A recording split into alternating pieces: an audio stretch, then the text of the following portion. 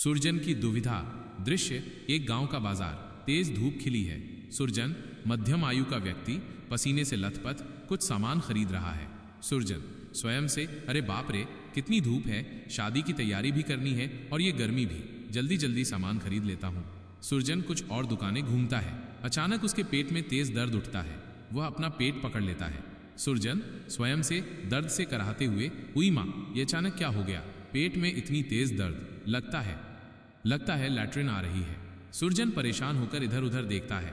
सुरजन स्वयं से, अब क्या करूं, अगर घर गया तो सामान कौन खरीदेगा, शादी की तारीख भी नजदीक है। हाँ, मेरे बेटे का ससुराल तो यहीं पास में है, क्यों ना वहीं चला जाऊं। सुरजन बिना देर किए अपने बेटे के ससुराल की ओर तेजी से बढ़ता है। दृश्य सुरजन अपने बेटे के ससुराल पहुंचता है। वो दरवाजे पर खड़े होकर सकुचाते हुए आवाज देता है, सुरजन नमस्ते। अंदर से कुछ लोग बाहर आते हैं। सुरजन उन्हें देखकर और भी शर्मिंदा हो जाता है। सुरजन झिझकते हुए, नमस्ते, दरअसल मुझे टॉयलेट जाना था। मैं बाजार में शादी का सामान खरीदने आया था और अचानक मेरे पेट में बहुत तेज दर्द होने लगा, तो मैं सीधा यहाँ चला आया। ससुराल वाला एक, अरे आइए, अच्छा किया जो चले आए, क्या बात हो गई। सुरजन बिना कुछ कहे तेजी से अंदर चला जाता है। दृश्य कुछ देर बाद सुरजन टॉयलेट से बाहर निकलता है। उसने हाथ पैर धो लिए हैं। वह बाहर बरामदे में पड़ी एक चारपाई पर लेट जाता है। सुरजन स्वयं से, थोड़ी देर आराम कर लेता हूँ, दर्द भी कम हो जाएगा। तभी दो युवक रामू और श्यामू वहां आते हैं। वे सुरजन को देखते हैं। रामू, नमस्ते सुरजन दादा, यहाँ कैसे आना हुआ, सब ठीक है। सुरजन उठकर बैठते हुए, हाँ बेटा, सब ठीक है, बस शादी का सामान खरीदने आया था, थक गया तो सोचा थोड़ी देर आराम कर लो। रामू और श्यामू भी चारपाई के पास बैठ जाते हैं। उनकी नज़र सुरजन के भीगे हुए हाथ पैरों पर जाती है। श्यामू धीरे से, भैया इनके हाथ पैर भीगे क्यों हैं।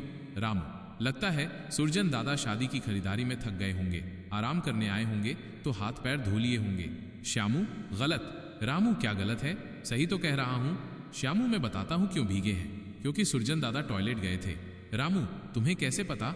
श्यामू, क्योंकि इन्होंने सिर्फ हाथ पैर धोए हैं और इनके पेट में दर्द हो रहा था। जब हम आए थे तो इनका एक हाथ इनके पेट पर था और ये धीरे धीरे सहला रहे थे। दोनों भाई आपस में बहस करने लगते हैं। श्यामू, ये समझ लो हमारे लिए एक केस है और इसको सिर्फ एक ही वकील सॉल्व कर सकता है। उसका नाम है सरकार, अर्जुन सरकार। दुनिया का बेस्ट वकील है, हजारों केस सॉल्व कर चुका है। दोनों भाई अर्जुन सरकार के ऑफिस पहुंचते हैं और उन्हें पूरी बात बताते हैं। अर्जुन सरकार सुरजन की फोटो मंगवाते हैं। दृश्य अर्जुन सरकार अपने ऑफिस में सुरजन की फोटो देख रहे हैं। रामू और श्यामू उत्सुकता से उन्हें देख रहे हैं। अर्जुन सरकार, फोटो देखकर तुम केस जीत चुके हो। रामू, क्या, कैसे जीत सकता है, क्या आपने देखा इस फोटो में जो आपको लगा कि ये केस श्यामू जीत गया है।